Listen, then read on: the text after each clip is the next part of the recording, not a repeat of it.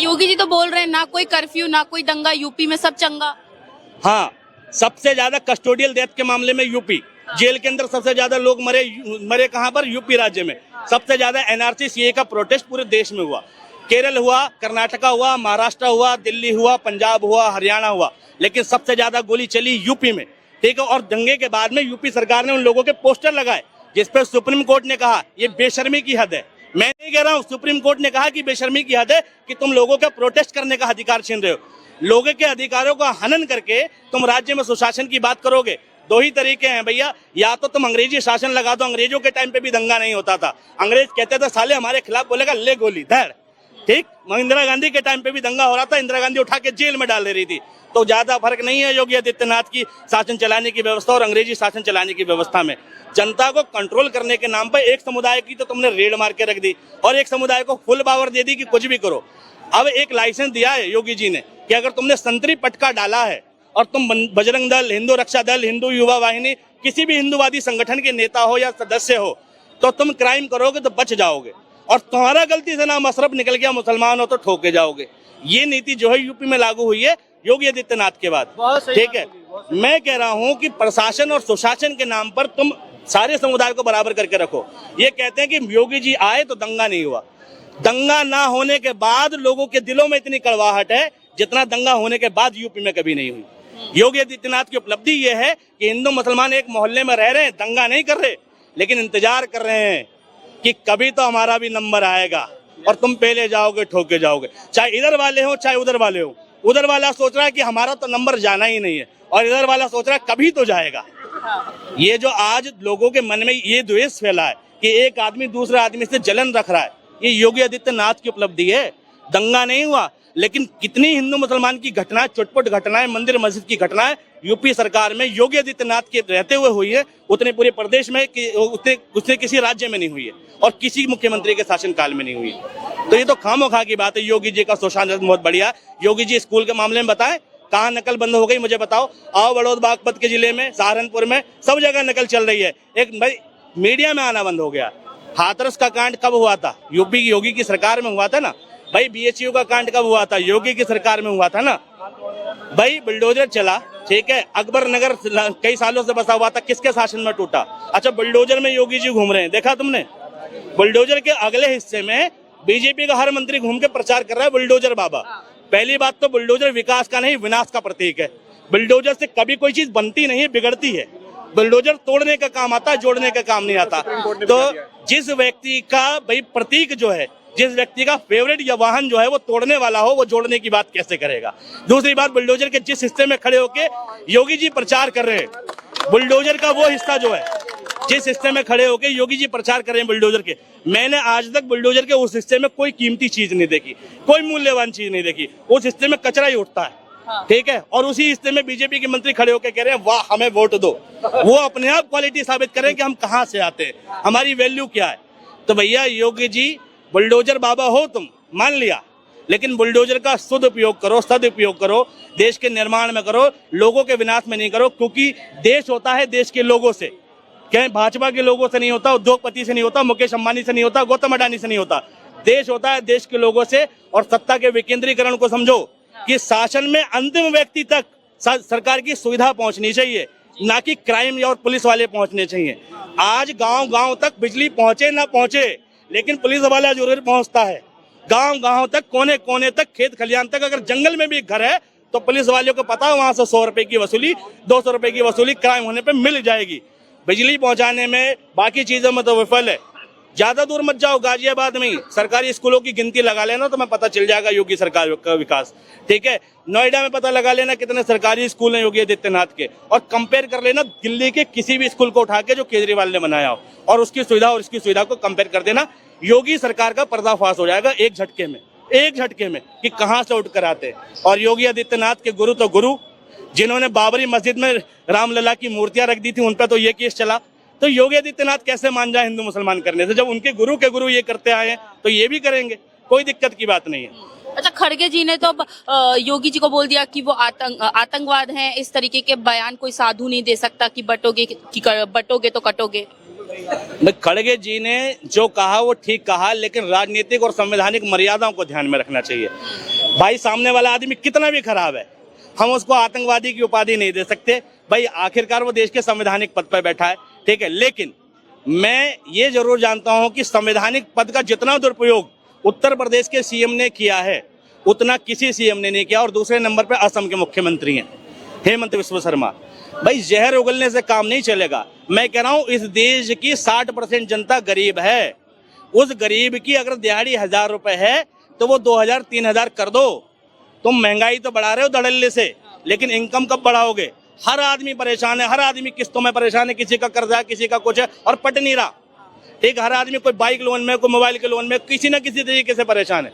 7 घरों का सर्वे करोगे तो 7 में से 4 घर परेशान मिलेंगे। और ये उपलब्धि है नरेंद्र मोदी जी की। तुमने कह दिया ये रोजगार है, ठेले हैं, फलाना है, ढिमकाना, ये ठेले लगना भी बेरोजगारी की निशानी है। अगर लोग नौकरी छोड़ के ठेलों में आ रहे हैं, इसका ये मतलब है कि नौकरी में उतनी इनकम नहीं हो रही थी जितने में घर चल रहा था। मजबूरन उन्हें ठेला लगाना पड़ा। और ठेला यानी या तो नौकरी नहीं थी या नौकरी में इनकम नहीं थी, 2 ही कारण है। ठेलों की संख्या बता रही है कि तुमने बेरोजगारी फैला रखी है। भाई ठेलों की संख्या बता रही है, तुम ठेलों को उपलब्धि बताते हो कि 10,000 का गल्ला सीधा करके जा रहा है, लेकिन देखो तो सही कितनी मजबूरी में कर रहा है। और गरीब कोई लूट रहा है। ठेले पे कोई रईस आदमी नहीं खाता, मुकेश अंबानी आके नहीं खाता। एक आध डोली चाय वाला निकल गया जिसपे बिल गेट्स आ गया, चाय पी गया, अलग बात है। लेकिन ये ठेले का जो रोजगार है इसको मिडिल क्लास ही चलाता है। और देश की जो बागडोर है मिडिल क्लास के हाथ में। और मोदी जी ने मिडिल क्लास पे इतना बड़ा तंबू लगा रखा है। बाइक जैसी बाइक है, इन पे 50-50 हजार रुपए टैक्स जाता है। 18%, 10%, 20%, 30% टैक्स जा रहा है।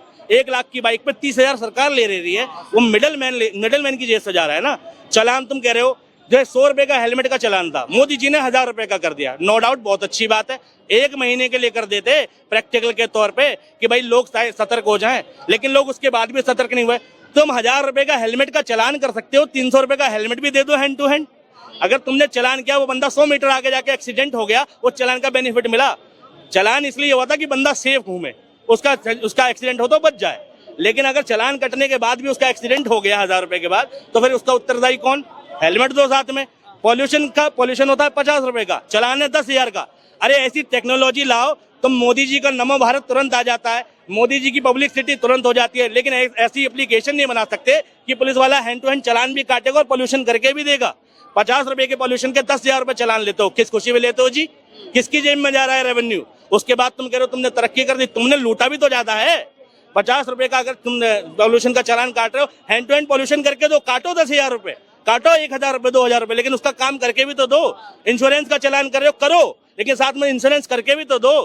मोदी जी ने लूटने के सारे साधन है, लेकिन जनता को सुविधा का कोई साधन नहीं है। वाह मोदी जी वाह, ये तो कहा जाएगा। ठीक है, जनता की जेब से पैसा कैसे निकाला जाए? कोविड जैसी महामारी में मास्क का चलान दे दिया 500 रुपए, लेकिन 2 रुपए का मास्क बांटा नहीं पुलिस वालों ने। 2 रुपए का मास्क मोदी जी ने बांटा नहीं।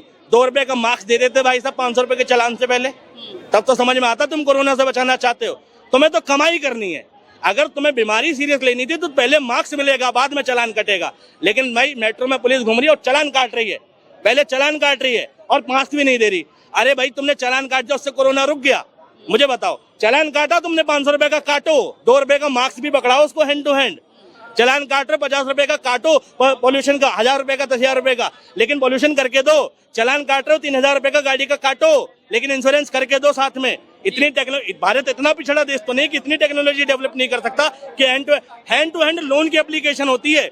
20-20 पन्नों की लोन की एप्लीकेशन डालोगे फोन पर, मनी भी फलाना जो ऐप है, तुरंत जाती है, तुरंत फोटो खींचता, तुरंत लाइव वेरिफिकेशन होती है, तुरंत डॉक्यूमेंट रेडी। वो लोन जैसी एप्लीकेशन, चाइनीज एप्लीकेशन है, वो कर लेती है। मोदी जी ऐप नहीं बना पा रहे कि घर बैठे तुम इंश्योरेंस कर लो, या पुलिस वाला चालान काटे तो इंश्योरेंस करके दे। क्यों? सरकार को सिर्फ कमाई करनी है, करप्शन करना है। मोदी जी ने कहा था ना खाऊंगा ना खाने दूंगा। जितना नरेंद्र मोदी ने खाया है पिछले 10 सालों में, किसी प्रधानमंत्री ने नहीं खाया। पीएम केयर फंड के मामले में खाया, इलेक्टोरल बॉन्ड के मामले में खाया। इलेक्टोरल बॉन्ड तो सारे करप्शन की जड़ थी। मोदी जी जवाब देना, देश के प्रति जवाबदेही है मोदी जी की। अभी टीवी में आते हो, एक प्रेस कॉन्फ्रेंस आज तक नहीं कर पाए तुम। एक फ्री प्रेस कॉन्फ्रेंस करो ना, जहां पर रविश कुमार जैसे पत्रकारों, यूट्यूब मीडिया के पत्रकारों और काउंटर क्वेश्चन हो, तुम्हारे मुंह से आवाज निकले।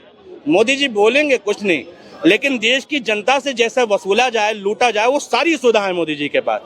पुलिस का जो भरपूर यूज बीजेपी ने किया है, ये पिछली कोई सरकार नहीं कर पाई है। ये तो बात सच है। पुलिस वाला हर एक कदम पे मौजूद है, आपको कैसे लूटा जाए, कैसे खसोटा जाए, आपका कैसे इस्तेमाल किया जाए, ये सच बात। अच्छा, अमित शाह का कहना है कि हमारे मोदी जी ने लखपति दीदी बनाने का काम किया है, जबकि कांग्रेस अपने पार्टी को करोड़पति बनाने का सिर्फ काम करती है। अमित शाह ने तो लॉरेंस बिश्नोई बनाने का काम किया है इस देश में। अभी हर एक लड़का जो है जिसके मन में हिंदू राष्ट्र जागा हुआ है या क्राइम सपोर्ट करता है, वो लॉरेंस बिश्नोई को बाप बनाए बैठा है। बस एक क्लियर सी बात कह रहा हूँ, लॉरेंस बिश्नोई बहुत अच्छा आदमी होगा, धर्म का समर्थक होगा, ये होगा वो होगा। भाई एक बात कह रहा हूँ, किसी भी धर्म के समर्थक के ऊपर डकैती का मुकदमा नहीं होता, किसी भी धर्म के समर्थक के ऊपर फिरौती का मुकदमा नहीं होता, किसी भी धर्म के समर्थक के ऊपर क्रिमिनल केसेस नहीं होते। 36-38 केस हैं उसके ऊपर। उसके बाद तुम कह रहे हो हीरो, और छोड़ो, अगर तुम इतना ही बड़ा हीरो मानते हो, मैं कहता हूँ अपनी औलाद में से किसी को लॉरेंस बिश्नोई बनाना पसंद करोगे? तुम अपनी बेटे को लॉरेंस बिश्नोई बनाना पसंद करोगे? अपने भाई को लॉरेंस बिश्नोई बनाना पसंद करोगे? अपने बाप को लॉरेंस बिश्नोई बनाना पसंद करोगे? जवाब आएगा बिल्कुल नहीं पसंद करेंगे। लेकिन लॉरेंस बिश्नोई जाके सलमान खान को टारगेट करा रहा है, रोटी चल रही है उसकी सलमान खान के नाम पर। सलमान खान को टारगेट ना करता तो बड़े बड़े टेंडर ना मिलते लोगों को मारने के। सलमान खान तो लॉरेंस बिश्नोई का घर चला रहा है, उसका परिवार 40 लाख रुपए उस पर साल का खर्च करता है, महीने के 3 लाख रुपए खर्च करता है। तो किसकी वजह से? सलमान खान के नाम की वजह से ना। एक बंदे को टारगेट किया और लॉरेंस बिश्नोई को धंधा मिल गया, उसकी वजह से सिद्धू मूसेवाला पता नहीं कितने धंधे मिल गए। तो लॉरेंस बिश्नोई की तो घर की रोटी चल रही है सलमान खान के नाम पर।